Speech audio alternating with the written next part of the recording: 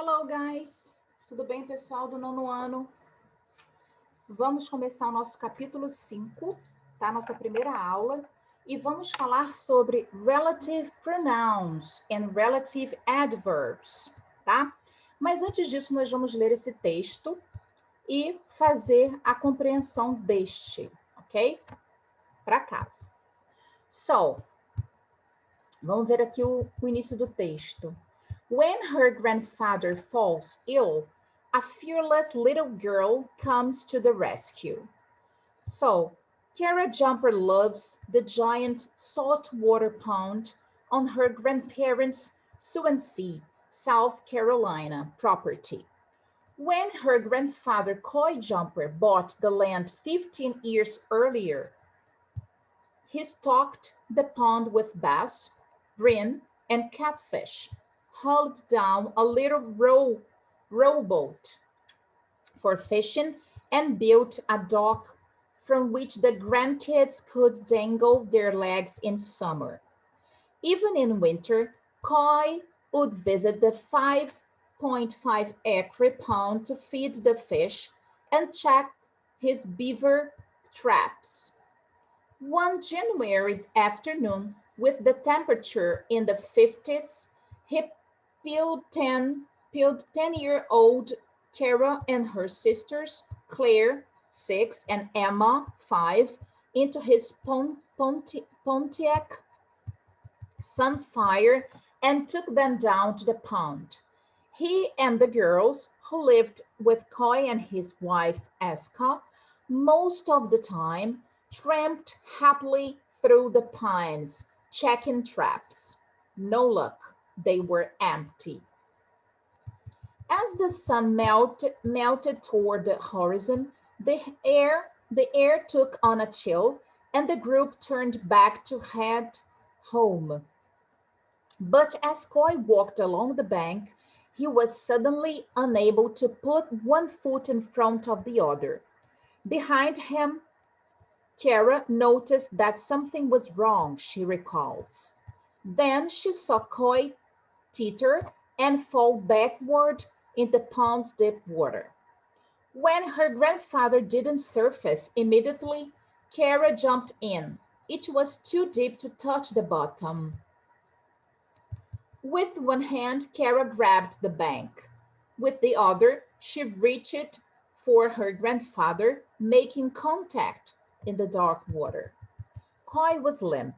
He had suffered a stroke the year before.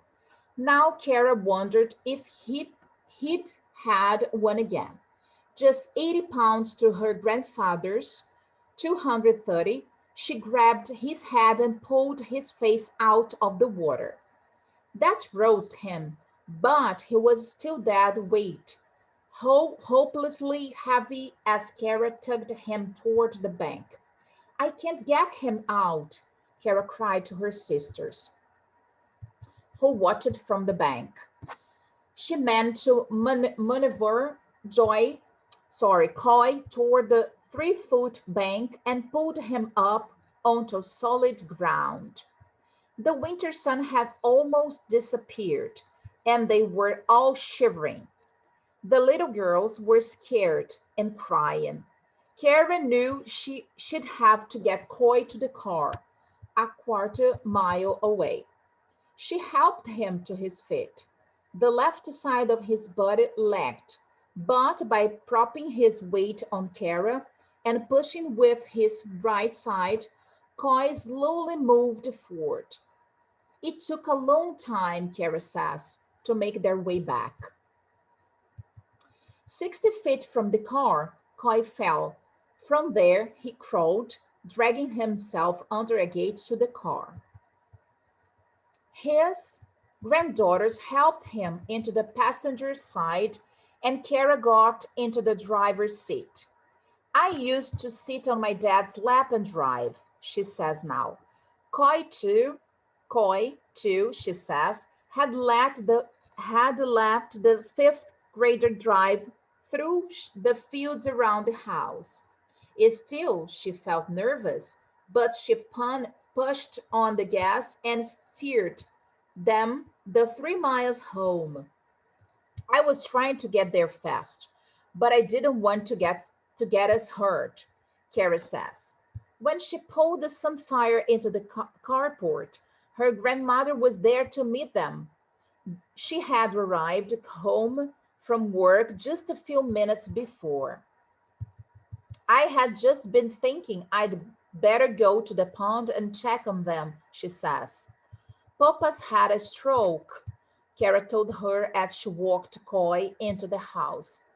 From the downward tug of Coy's mouth, Eska had already guessed what had happened. Coy spent six days in the hospital recovering from a stroke. Since the accident, he was stopped going to the pond alone, says Eska. If Kara hadn't helped, she might not have a grandpa anymore. So, guys, essa história fala sobre uma menina que socorreu o avô dela, ok?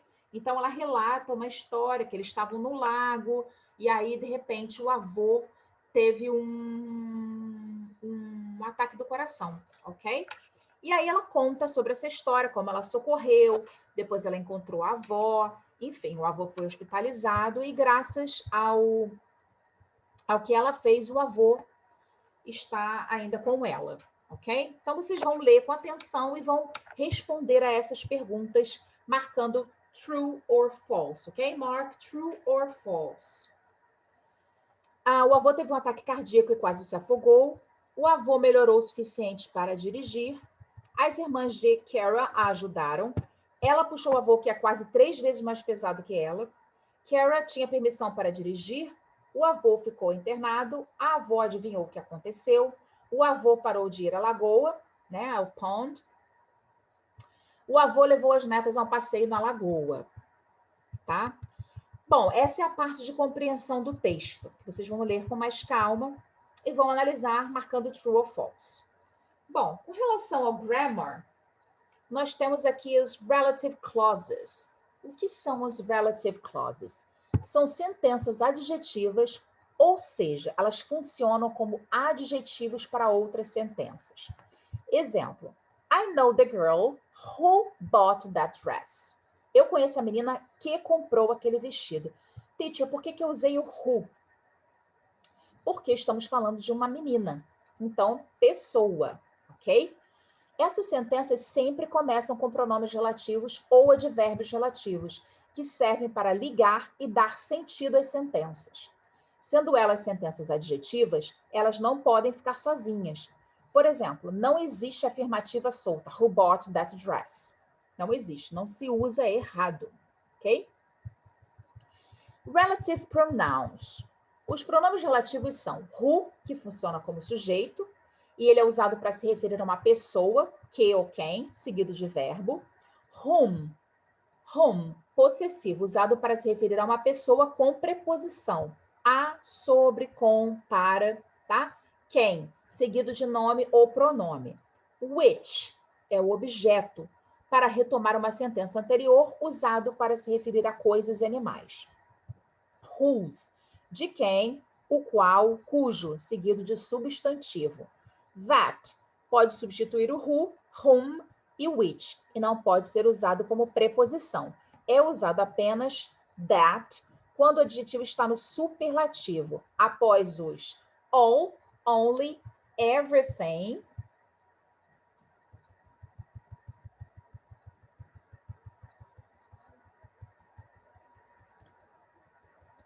e vamos lá, peraí. None, some, any, no e seus compostos, e quando houver mais de um antecedente. O pronome relativo pode exercer função de sujeito quando é seguido por um verbo e pode exercer função de objeto quando seguido por substantivo ou pronome. Quando exerce função de sujeito, podemos omiti-lo da frase, principalmente em frases informais. Temos 2 exemplos aqui. This is the funniest grandma that I know. Esta é a vovó mais engraçada que eu conheço. This is the funniest grandma I know. Tá? Então, aqui, a gente traduziria que eu conheço também. No entanto, esse that pode ser omitido, ou seja, retirado da frase também. Frases com particípio podem ser substituídas por relative clauses quando os pronomes relativos who, which e that funcionam como sujeito. Examples. The tall man teaching English is very handsome. O homem alto ensinando inglês é muito bonito. The tall man who teaches English is very handsome. O homem alto que ensina inglês é muito bonito. Ok?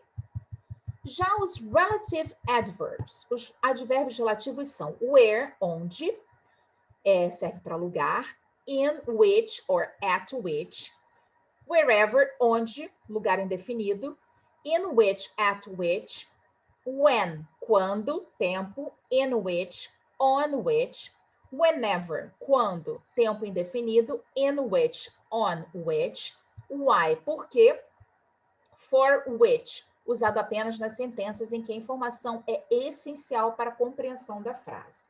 Então, o que vocês vão fazer de homework? Além da compreensão do texto. Vocês vão usar o who ou o whom, que vocês aprenderam, tá? No number 2. Vocês vão completar as frases com who or whom, ok? Já no number 3, vocês vão escolher o relative pronoun correto, ok? Choose the correct relative pronoun. Who, which e whose. Okay, number 3. And finally, number 4. Vocês vão escolher os melhores advérbios, ok? Os que se encaixam melhor nas frases. Choose the best adverbs, tá? Então, vocês vão completar aqui, opa, foi muito, com os melhores advérbios nas frases, ok?